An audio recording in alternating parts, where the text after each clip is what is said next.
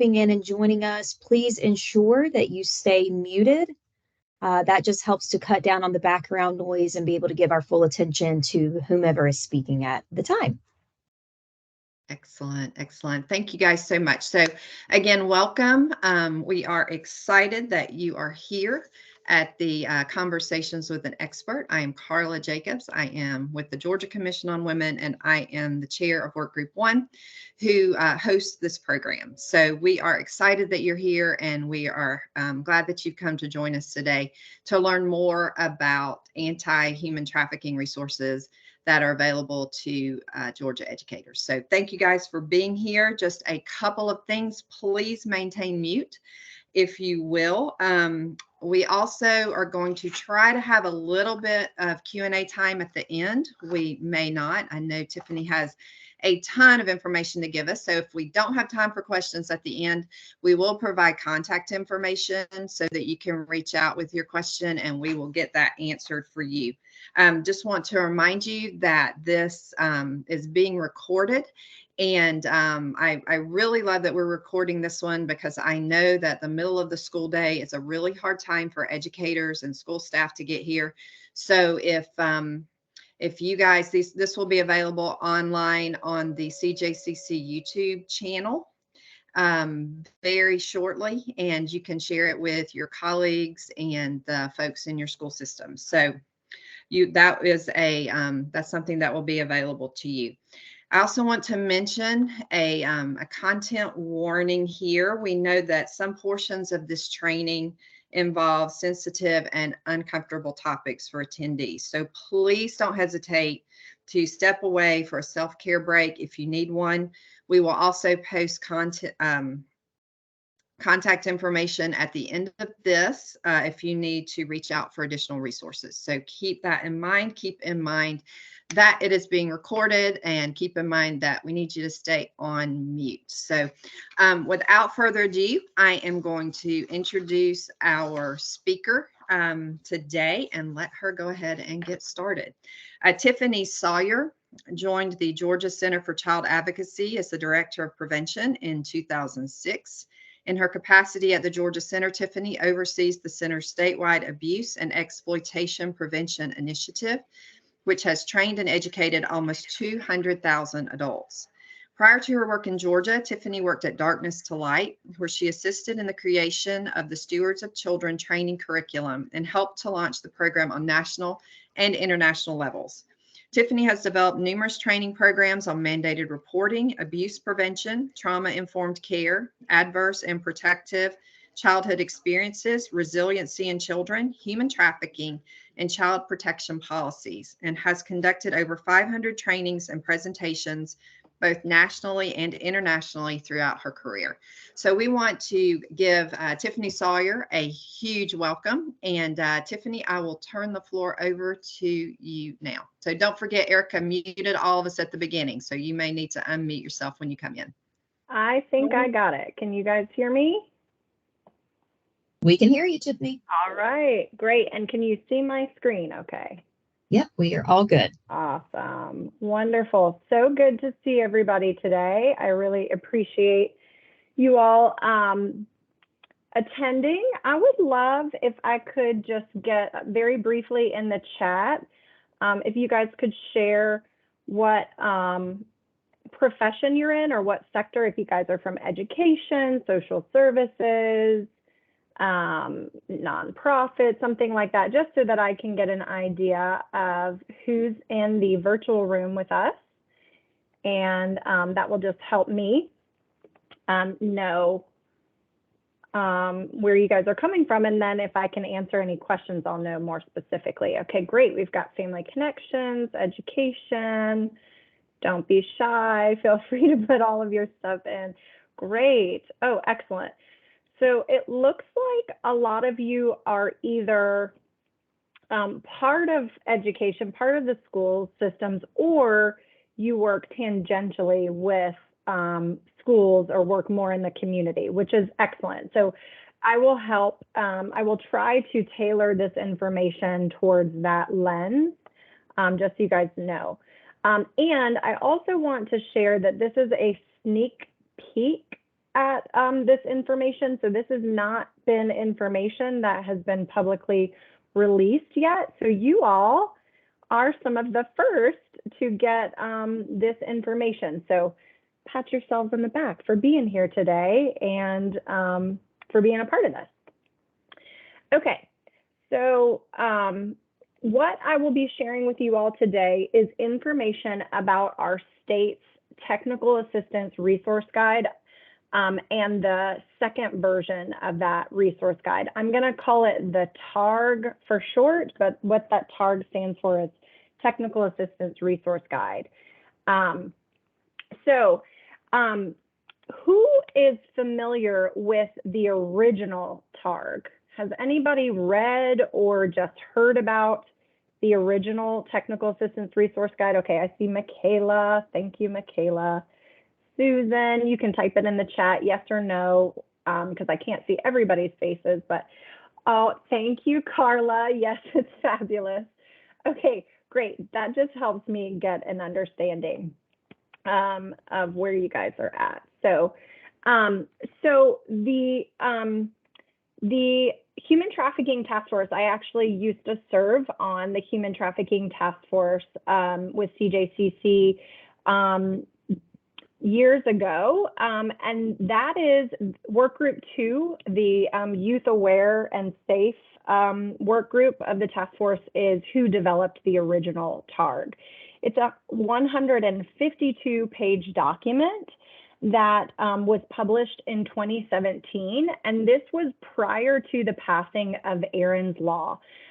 So we were actually anticipating that Aaron's Law was going to be passed, and what we wanted to provide was a document that could help schools and youth serving organizations to identify sexual abuse and human trafficking prevention curricula that addresses principles of prevention, that meets our Georgia's educational mandates, and, as well as the needs of children, parents, and educators, and also provide guidelines for how to implement programming that addressed sexual abuse and human trafficking prevention.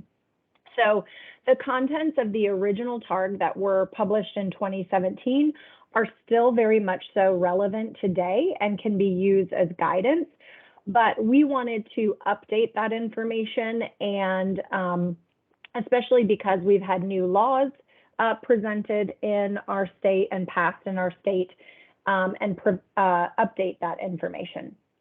So why the update? So first of all, we had 2 laws that were passed: Aaron's Law, which was passed in 2018, and then the Human Trafficking Law that was passed in 2021.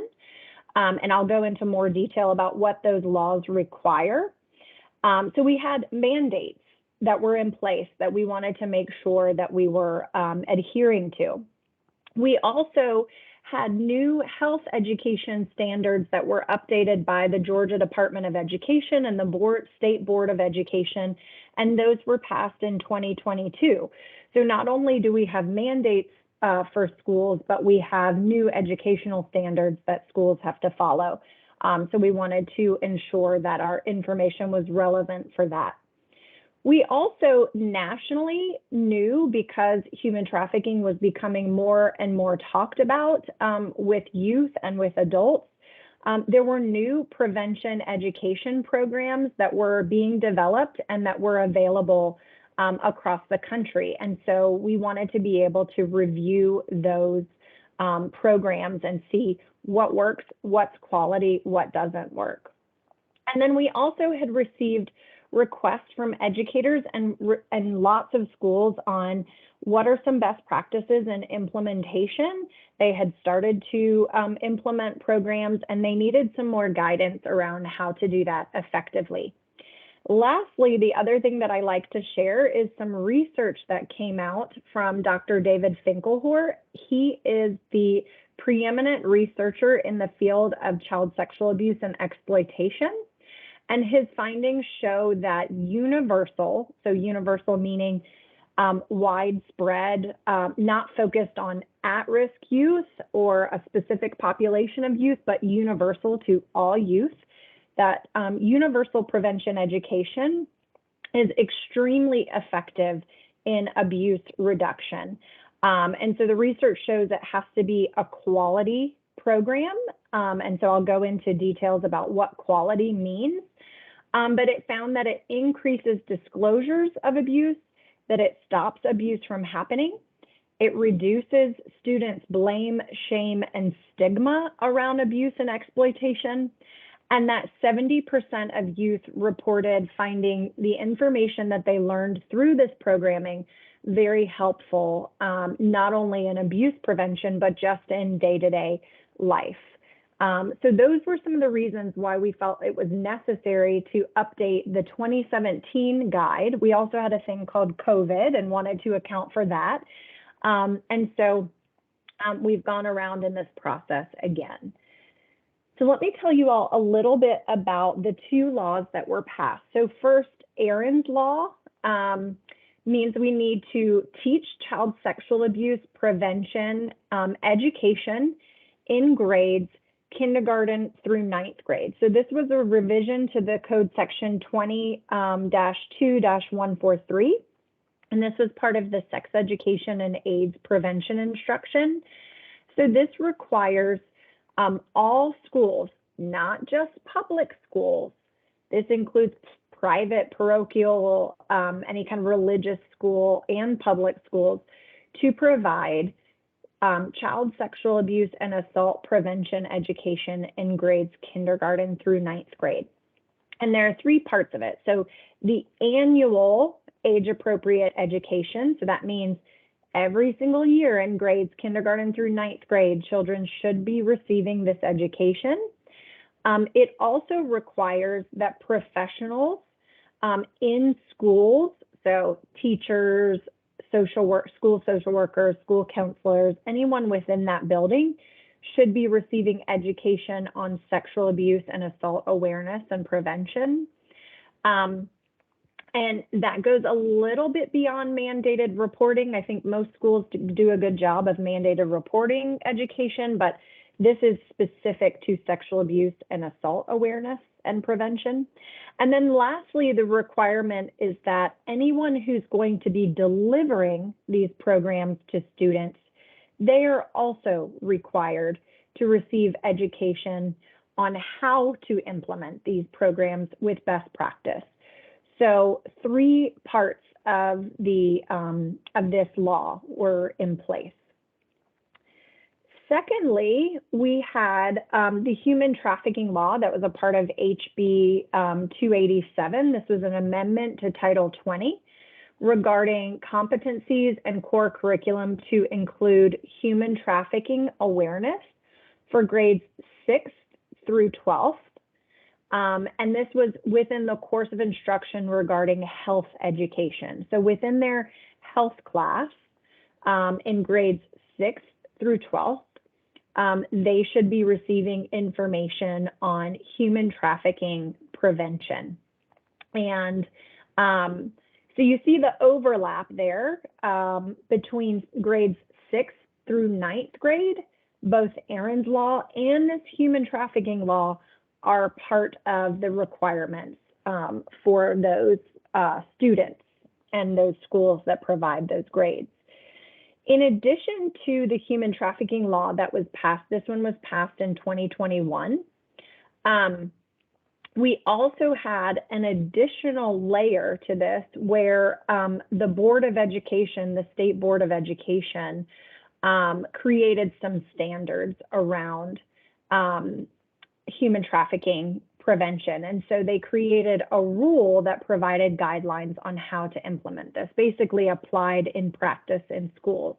So it has a little bit more teeth because the Board of Education wrote descriptions around that. And one of the things that I think is really significant with this is that each local Board of Education had to start implementing programming around this starting December 2021. Or they are not eligible to receive state funding. So that is pretty significant that we are, we have a law in place where schools are required to do this. Otherwise, they can have state funding pulled from them. I will tell you that hasn't actually happened yet, but you never know. The state might decide to do that. All right. Additionally, as I mentioned before, our State Board of Education updated the health standards related to lots of different things, but I have pulled out here the health standards that most closely align with the two mandates for Aaron's Law and the Human Trafficking Law.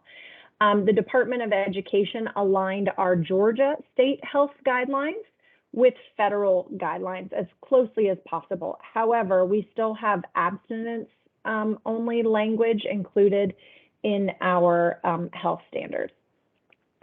So you see some health standards here. These are things that children have to receive within their health education, and the information builds upon each other year after year. So there's continuity of language, which is really critical when we're talking about children learning about abuse and exploitation prevention. As you see some of the words here, we're talking about acquisition of skills. So it's not just dumping the information on the children and they just take that information. They're actually learning a new set of skills. So you see things like decision-making skills, goal-setting skills, practicing health-enhancing behaviors.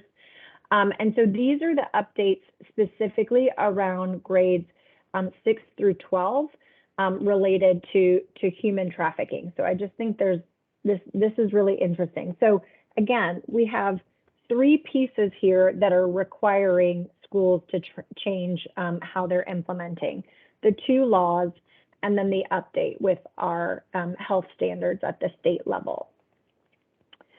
So I want to just share a little bit about our process that we were trying to align everything that we were doing to provide guidelines and suggestions for schools. They have these mandates on them, they have these standards on them, and we want to make sure that we're providing them with tools and guidelines to make the best decisions for their schools and the students that they serve. So we received at the Georgia Center for Child Advocacy, we received funding from DFACS, the Office of Prevention and Community Support, to hire a consultant to walk us through this review process. And then we partnered with other experts across the state and statewide agencies who were doing some of this work already and have expertise both in child sexual abuse prevention and in exploitation prevention. So we've done this work in a variety of phases. Phase 1 was really information gathering. We did a literature review. We reviewed any policies that were relevant to the TARG, and we sent out a SurveyMonkey link to any program that was out there that was addressing sexual abuse and human trafficking. So in the content development phase, we did lots of outreach across the country and even internationally to find programs, quality programs that were addressing these topics. We engaged some collaborative partners, and we determined the criteria for program analysis. So what would minimally meet our requirements versus what is best practice. So then we went into the program analysis phase, where we gathered all of that data from SurveyMonkey, and we developed an observation schedule with schools. So one of the things that we did is we gathered all the information to be able to compare programs. We asked for all of their materials, so they sent us either hard copy materials of all their programs, or they gave us access to their online portals where we could review each of the lessons, all of the guidelines for teachers who were going to be implementing, any supplemental materials that we could review. We had access to all of it. We also developed a schedule to review these programs being implemented with students. So it's one thing to review something on paper or online to review their lesson to see if it's a quality program. it's a much different thing when you see it being delivered to students and see if they are engaged, if they're receptive, if they're bored. You know, it's an important thing to make sure that children are really engaged in these lessons. So we went and observed them in person being delivered to students. We observed them in some cases being delivered virtually to students. And then when those two options weren't available, we had program developers present a mock presentation to our committee as if we were students sitting in the classroom. And so through that program analysis, we made final recommendations on specific programs, which ones are quality, top-notch program based on our educational mandates. Do they meet the mandate? Do they meet the Georgia Health Standards? And do they follow the principles of prevention, which is really the foundation for quality programming? And then we will have our newly released program out by the end of this year. And I would like to say, if we have your contact information, I will make sure that you guys are some of the first that receive that updated TARG because you participated in today's presentation. So again, you guys get the sneak peek. Okay, so just a very quick synopsis. We had our team of child abuse prevention and exploitation prevention experts and educators who reviewed all the programming. We collected information from 49 programs in our original outreach. Based on that information, we had 24 programs that completed the survey. So some just didn't complete the survey. And then from those 24, we narrowed it down to 13 that we have approved and are recommending for use in Georgia schools. Some of them were eliminated. Here are some of the reasons why they might be eliminated from our recommendation. So they were not evidence-based or trauma-informed and didn't have any qualities around that. They might be resources and not actual programs that could be implemented to students. Some of them weren't for use in schools, so it may be better in an after school or a youth serving organization type setting. Some of them were intended for use in only 1 or 2 grades. So we wanted something that schools could take and implement in all of the grades that they offer. A programming that's just for 1 or 2 grades seems to not have any consistency in language and therefore is not best practice. We also know that it's not comprehensive enough and doesn't meet the mandate to have only 1 lesson. So any of the programs that just had a drop-in 1 lesson did not meet our standards for implementation. Additionally, any kind of assembly style delivery or format was weeded out of our process because the research tells us that assembly style format is not best practice for implementing this information for kids. They don't retain the information and it can be more damaging or triggering for them, for those kids that have experienced either abuse or trafficking because they're not getting that one-on-one or small classroom setting type of format. And then lastly, if it's only offered regionally or by staff without training any educators, we wanted schools to be able to take the information, train their social workers or train educators within their school district to be able to deliver the program in order to meet our standards. Okay. I mentioned to you the principles of prevention. This is really the foundation for our analysis. And this is the reason behind what programs are more effective than others. So this is basically what each program was evaluated, whether they were comprehensive enough, so strategies that include multiple components and affect multiple settings to address a wide range of risk and protective factors. If they had varied teaching methods, so strategies should include multiple teaching methods. So we're not just talking at kids, there's interaction there. They have activities that they're doing. Again, we want skill acquisition. So we need to be sure that kids are engaging in activities so they can retain this information and create some new set of skills. Sufficient dosage.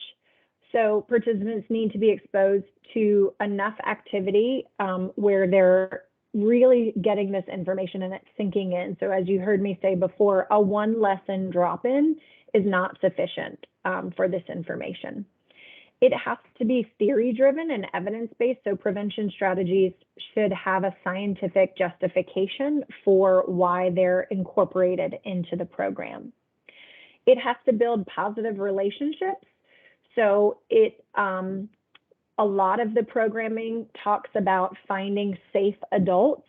And so that would be an example of building positive relationships between children and adults. It has to be appropriately timed. So we know developmentally that children, if a kindergartner is exposed to a 2-hour program at one time, that is not something that's appropriately timed for that age. So it wouldn't be best practice. So it needs to be appropriately timed to have the maximal impact. We wanted programs that were socially and culturally relevant so that they are tailored to fit within the cultural beliefs and practices of the community that they're serving. And we wanted programs that were representing diverse communities so that it could be implemented in any school environment. They had to have outcome evaluations. So something that was done by an objective third party, not just the evaluator saying, yeah, check the box, it worked. No, it had to have an objective evaluator that came in and did some evaluations for them to make sure it worked. And then well-trained staff. So they needed to be able to train those that were going to be implementing the program with children and train them in a comprehensive and a supportive way. And then lastly, we wanted to encourage parental involvement as much as possible because we know that kids are only in school for a portion of the time, and we want to make sure that their parents are involved in this education and can reinforce the topics while they're at home. So just so you all know, some best practices, we know that implementation can be very widespread, but no matter which program is chosen, whether it's one from our list of approved programs or it's any other program, here are some tips that every single program needs in order to be implemented successfully with fidelity. So the first thing is maintaining consistent language that's reinforced year after year after year. We want to make sure that, especially because these mandates cross kindergarten through 12th grade, that kids are receiving consistent language every single year. That they have well-trained facilitators to ensure that they're presenting and responding in a trauma-informed way, and having a response plan to disclosures of abuse. We've reviewed lots of programs where, unfortunately, they didn't account for children disclosing at the end of their program, and they pretty much just left children without any resources, and they provided some cards for kids to put their responses on, and then nobody did anything with those cards. And on the cards, children were disclosing abuse. And so making sure that schools have a really clear disclosure process is really important to be able to respond to the needs of kids and to make reports. Allowing for activities, partnering with parents the number one thing that I hear from schools when they're trying to implement this programming is that they get pushback from schools. How many of you have heard that there's been pushback in your community from parents to provide this information in schools? Has that been an issue? That's good. Susan, I'm glad to hear that. We're hearing from a lot of schools that they get pushback, that their parents don't want kids to have this information. They don't want to learn it. And so it's really important that schools are partnering with parents and being as open as possible when they're implementing programming, offering opportunity for parents to come look at the materials that they'll be presenting. We also advise schools, it's required to do an opt-out for parents to opt their children out of this program. I think it's great to do an opt-out versus an opt-in, because you're just going to move forward unless you tell me otherwise. And also, we've seen schools have success with putting the opt-out letter within the student handbook that they sign at the very beginning of the year. A lot of them don't read the handbook, so they're just going to sign it and say, yep, you can move forward with it. And then by the time you get to the programming, there isn't a lot of pushback because you've already kind of checked that box.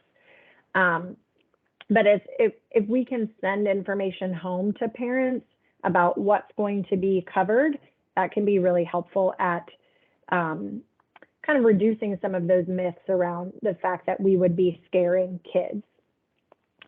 The last thing that I will say that's really important is to follow the script. I want to hit home that that is the most important thing. These programs have been evaluated for their efficacy based on the scripts and the content that is within the program. I can't tell you how many times we've gone to observe school counselors, teachers, social workers delivering this information and bringing in their own biases, their own ideas into the content, not following the script. And a lot of times it can either provide myths that are not true, or it can be more damaging for kids because it's not following that program's effective content. So I would say that's one of the number one things that schools can do in terms of implementation best practice. Lastly, a little bit on some do's and don'ts, focusing on empathy, creating a safe environment for kids, making sure they feel comfortable within the setting. This is really tough information that we're talking about, especially if children are experiencing abuse or exploitation. We want them to feel comfortable in that setting. As I said, making sure there's a plan for disclosures, scanning the room to see if kids are getting uncomfortable. You can kind of see that kid that's squirming in the seat that doesn't seem, maybe they're triggered by the information, and we want to make sure that a counselor or somebody that's trained can reach out to that child to find out what's happening. Not using scare tactics. So I'll give you guys an example. Actually, this happened in my daughter's classroom. I have a 12-year-old and a 15-year-old. And when my older one was in 8th grade, she was taking the program that they were offering. I won't say what school or what program they were using, but what the teacher said, raise your hand if you are 13 or 14 years old. And so all the kids are raising their hand because they're 8th grade. Okay, now keep your hand up if you are female. And so all the girls in the class are raising their hand. She said, traffickers want you and they're coming after you. It was even for my child who hears this information all the time from me, they were very triggered by that and traumatized by that. And a lot of them were scared because they don't really understand the issue. So I would say using scare tactics actually has the opposite effect of what we want it to do, and can be more traumatizing and triggering for children. So it doesn't work. I also heard someone present this information and say, you could be walking down the road and trafficker's going to come grab you, and we're so close to the airport, they're going to have you on a plane in 2 seconds, if you don't follow this information. So again, stick to the script. That's not what was written in the program, and not use scare tactics. That's a really important thing to do. So I would also say just, not creating your own curriculum. There are experts out there in this field who have provided great information and really great programming that I'm about to share with you guys. So lots of things to consider when choosing the best program. Some of these I've already talked about. Delivery mechanism. There are a lot of programs now, especially after COVID, that offer hybrid implementation. And so you could have kids in a classroom in person, and they are receiving this information from the teacher as well as their Chromebook right in front of them. They're going through lessons virtually, and they're doing it together. So it's both virtual and in person, and they can follow up with the teacher. Great programming that offers that method. Or for kids that are taking virtual school, that's a great thing to be able to provide because you can still check the box on meeting the mandates. Cost, that's something in the old TARG that we did not include. And we heard from so many schools, please include the cost of these programs so that we know how expensive they are. So it's something that we've included. And then just considering the school climate, the commitment, do you have buy-in from everybody to be implementing the programs? All right, so now I'm going to share a little bit about the programs that are on our approved list. This is just a quick list. I'm about to go through most of them for you, or all of them for you, and just give you a tidbit on each. But again, this is information that no one else has received because this is just hot off the press for you guys. One of the things that we are going to be providing as we put this list out of programs, of approved programs, is a comparison list. So we'll have a list of all of the programs, and then we're actually breaking these lists down into elementary, middle, and high school, and what fits depending on which grade. So it'll be a quick check to see if it meets Aaron's Law, the human trafficking law, and Georgia health standards. It'll have a $ included there, which indicates how expensive it might be. And then we're actually going to have gold, silver, and bronze ratings on there. Gold will be that it exceeds all of our criteria for best practices and aligns with all of the standards. Silver, it meets all of the standards, doesn't exceed. Bronze, it mostly meets the mandates and standards. So they're all approved, but we'll kind of have a rating on there as which ones we think are the best for schools. Okay. So I'm going to get into the nitty gritty of some of these specific programs. Child Help is Child Help is the organization, and their program is called Speak Up, Be Safe. This is a program that was previously on the original TARG, so it's continued to be a quality program. This is actually the updated version of Good Touch, Bad Touch. How many of you guys have heard of Good Touch, Bad Touch? So that's a program that was being implemented widely in Georgia and across the country. And it was found to actually be confusing for children, and in some cases more damaging to children. And so Child Help took all of that information back and they updated because sexual abuse can often feel good because we are sexual beings and sexual touch can feel good.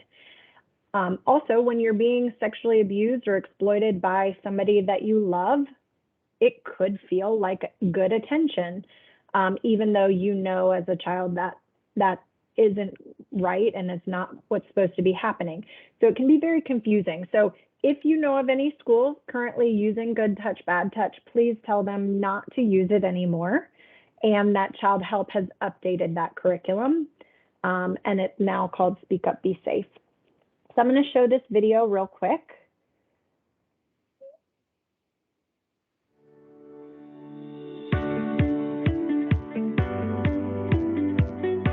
Preventing child abuse includes knowing what abuse is, how to stay safe, and how to get help. It's a good idea to create a safety plan and practice what you can do if you ever feel unsafe. How do you make a safety plan? First, know the Child Help Speak Up, Be Safe safety rules and use them. If something feels unsafe or uncomfortable, say no and threaten to tell. No one has the right to hurt a child, and there are safe adults who can help.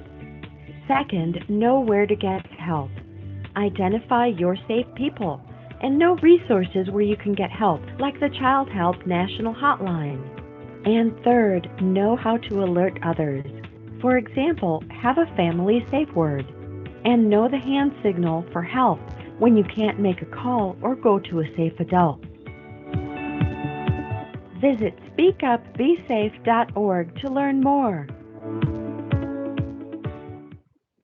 Okay, so that's just a little snippet about the Speak Up, Be Safe program.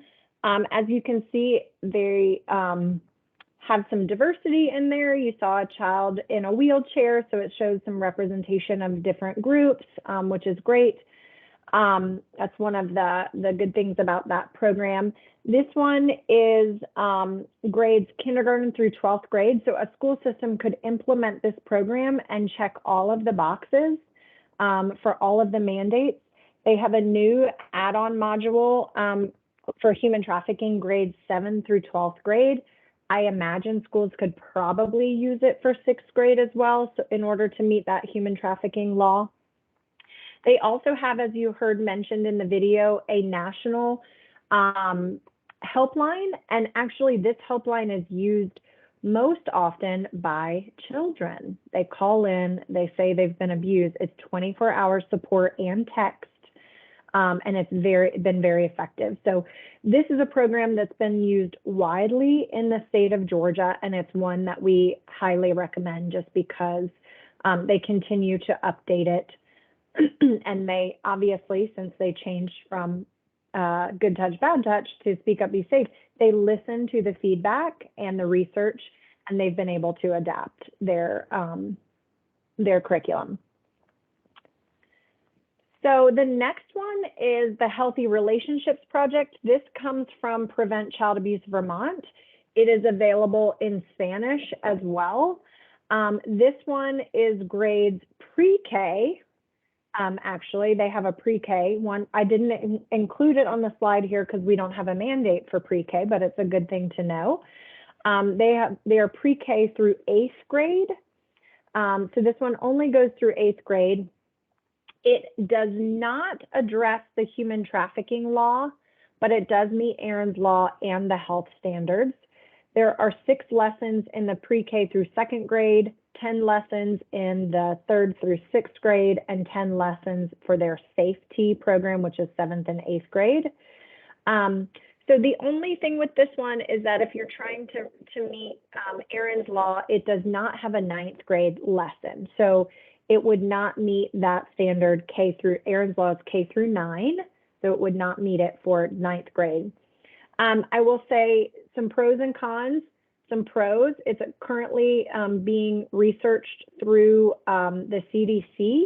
And so a lot of national organizations and funders are looking at this program. There's 2 universities in a longitudinal study right now for this program. However, some cons are that we have not had any success in Georgia. So there aren't any Georgia schools that are currently They've purchased it, but none are actually currently delivering the program. And I think because this was developed in Vermont, there's a lot of progressive information in here. They use correct terminology for body parts starting in pre-K. And so even though that's a best practice in terms of expertise with sexual abuse prevention, it's not something that always goes over in schools at that age and stage. All right, next, second step. This comes from the Committee for Children, national organization. Second step is actually a social emotional learning educational program, but their child protection unit is focused on abuse and neglect prevention. It's actually broader than child sexual abuse. It focuses on all forms of abuse. It even focuses on gun safety, a little bit on bullying as well, and just bike safety and like safety in lots of different environments. So it's very comprehensive in that way. They use the 3 R's. So instead of some, you've seen like 5 steps, this uses the 3 R's. So recognize, is it safe? Report, tell an adult, and refuse. Say words that mean no. They have really clear scripts and lesson plans for young kids. This is only grades kindergarten through 5th grade. So this is just elementary. So it's not going to meet the full Aaron's Law K through 9th grade, and there's no human trafficking information related to this. We do have some funding in our state from DFACS to provide this program for free for schools.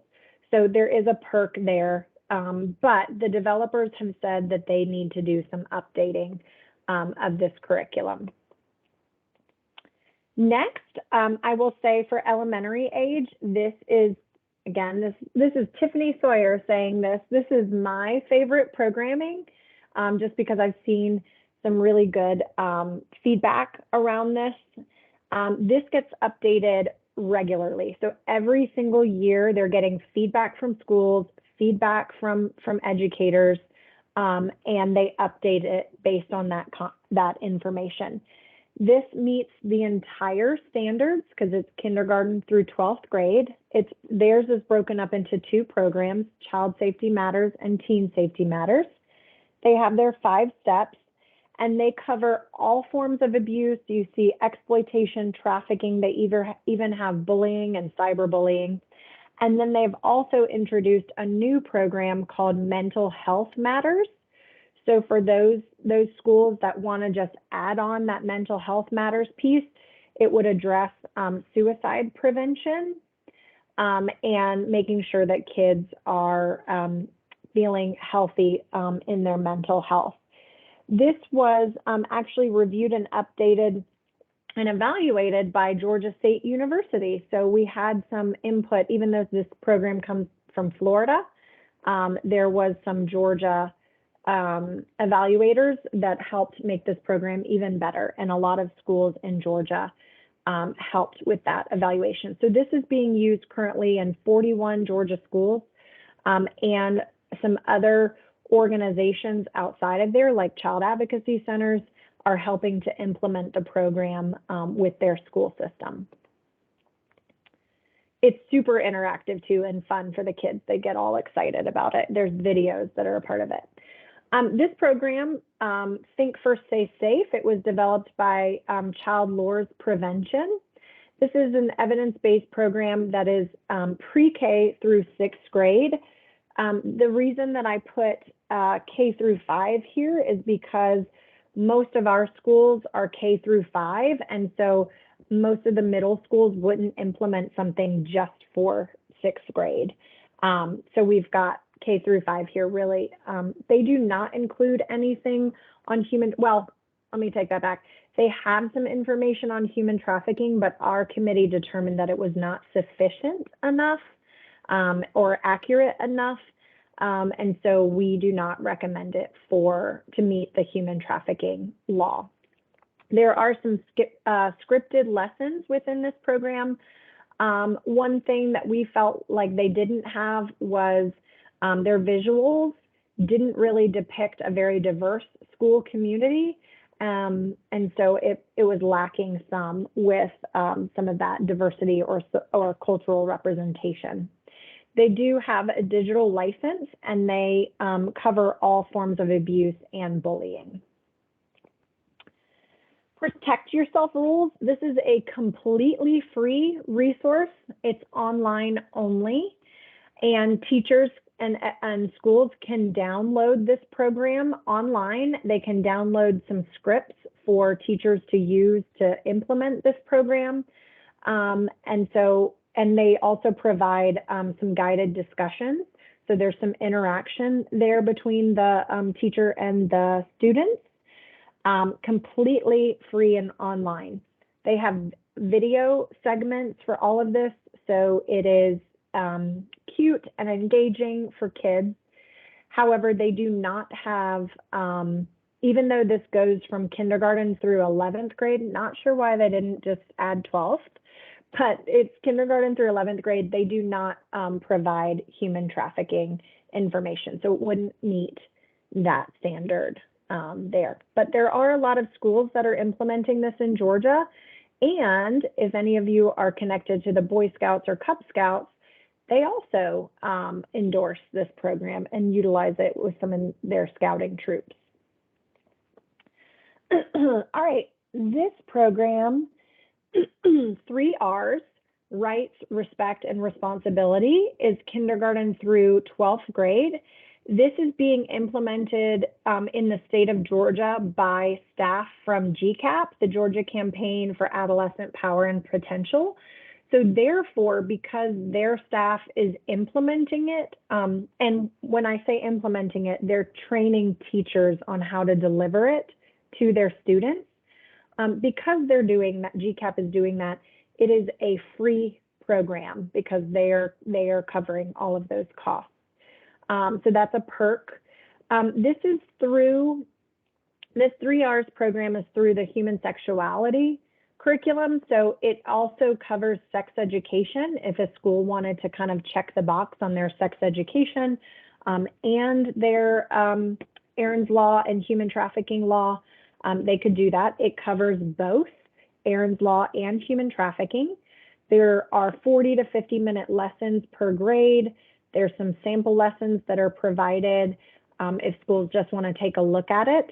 But GCAP is a great resource in helping a lot of schools implement this, and it's a really well-received program that we've found in lots of school districts. All right, I'm going to fly through the next programs really quickly. I empathize. I will tell you, this is one of my favorite programs. It is based on empathy, and it speaks specifically to the human trafficking law.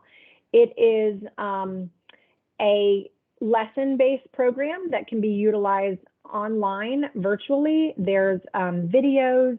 It is very engaging. There is poetry involved in this. And so the activities are very engaging for students. And I absolutely love this one. It would be great to include as a supplement if a school is providing something else to cover Aaron's Law.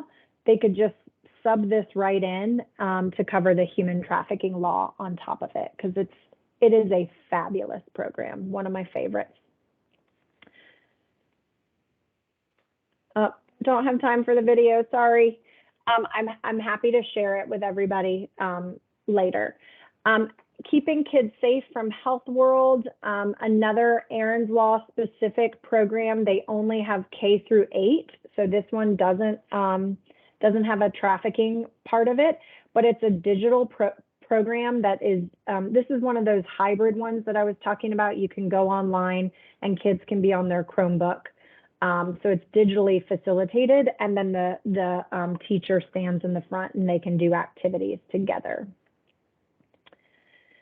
This next one is being implemented widespread in Georgia. It's, again, another one of my favorite programs. I'm actually a facilitator of this program. It's called Not a Number by Love 146.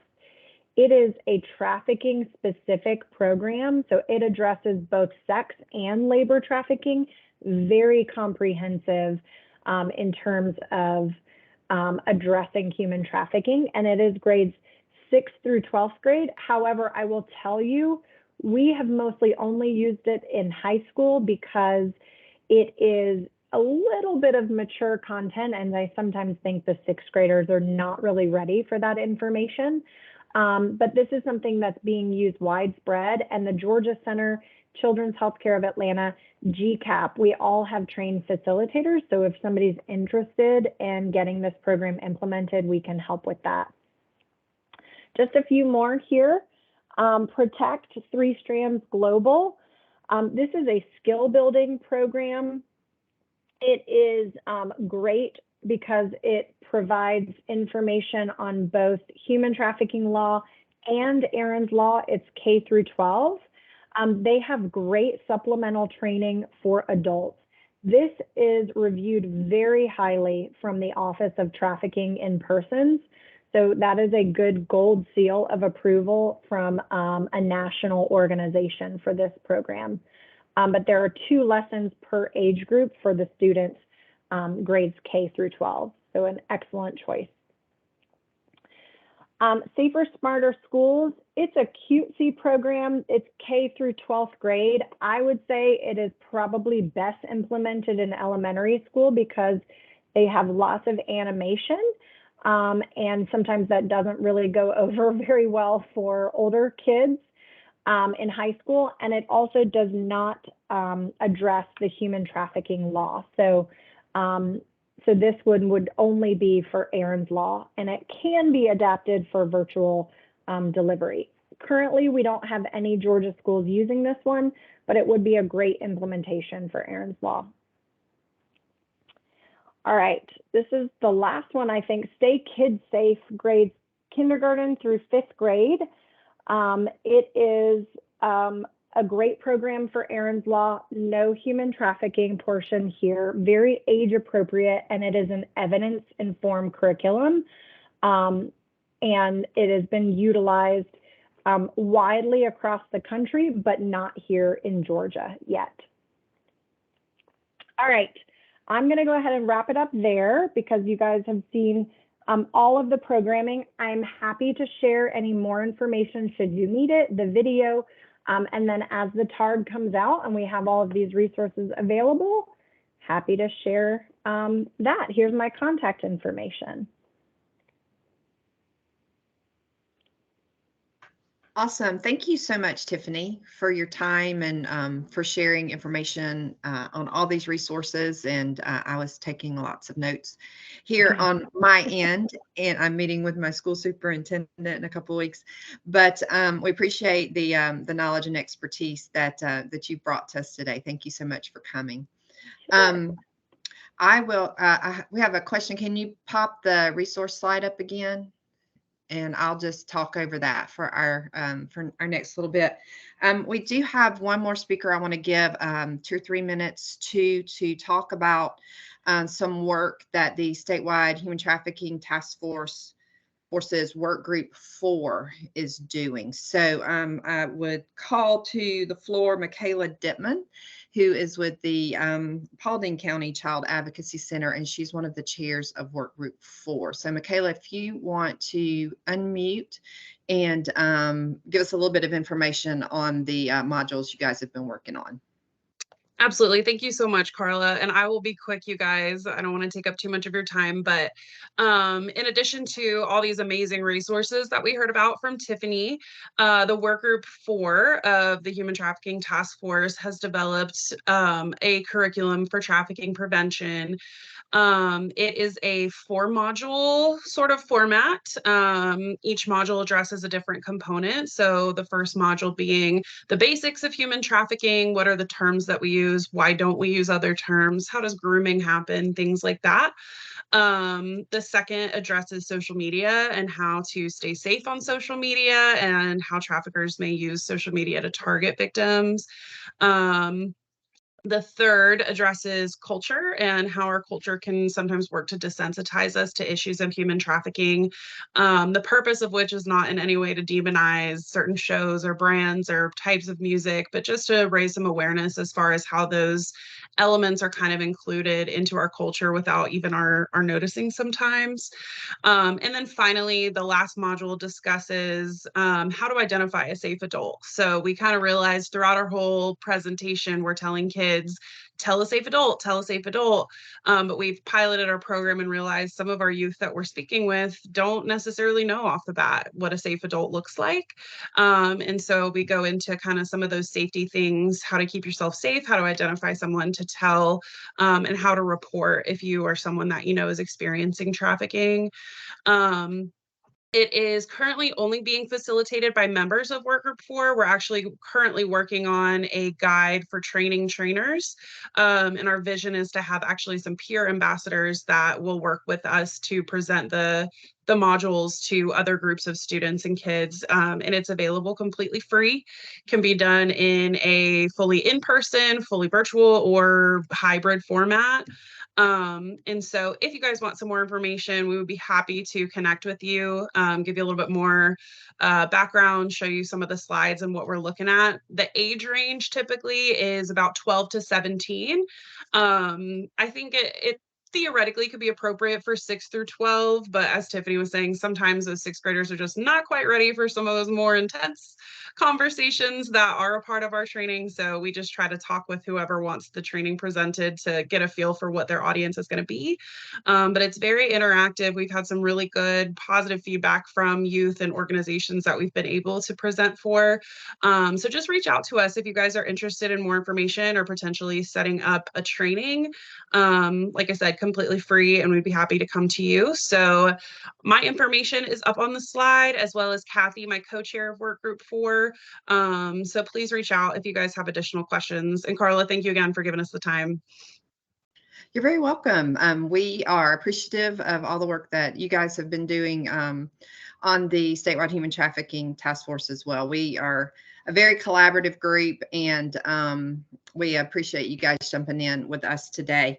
As I wrap things up, I want to tell you there are a couple things in the chat you'll want to go back and see. There is a certificate of attendance. There's a link to that in the chat, as well as a link to the survey. Please take that survey, because Work Group 1 goes back through those surveys every single time, and that's how we get topics for our upcoming conversations with an expert. I would be remiss if I did not thank right this minute the staff of the Criminal Justice Coordinating Council, the CJCC. They make this possible. They are working behind the scenes right now, keeping us, keeping all of our technology working, and doing all of our communication. So we appreciate all of the CJCC staff. I do want to plug our next conversation with an expert that is going to come on November 15th. At noon, and we will have Director Jay Neal of the CJCC, as well as Representative Matt Gamble of the Georgia House. They are going to come, and this is very cool. They're going to come and do a program titled "I'm Just a Georgia Bill: The Legislative Process and How to Impact It." I promise I will not sing the Schoolhouse Rock song when we do that program, but it's going to be how bills are passed in Georgia, how to best advocate for your organizations and for your issue. So appreciate that. We did have one question in the chat. I think I answered it. You answered it. Okay, awesome. I appreciate that. I'm happy to be a resource for anybody. Feel free to reach out to me, and I can help you in communication with your schools and make sure that they're following all the mandates. Absolutely. Yeah. Tiffany is your person. When we met with the Georgia Department of Education, they were like, yeah, Tiffany's our go-to person. So you guys utilize that. So again, thank you for coming. We appreciate you being here. There will be an email coming out probably tomorrow with links to the survey and the certificate of attendance. If we have the video put on YouTube by then, we will include a link to that as well. If not, then just you can look for it. So we'll get that information out as soon as that is available. Please share it with your contacts in the education world. So with that, I will wrap up and appreciate all of you guys coming and hope you guys have an awesome rest of the day. Thank you so much. Thank you all. Take care.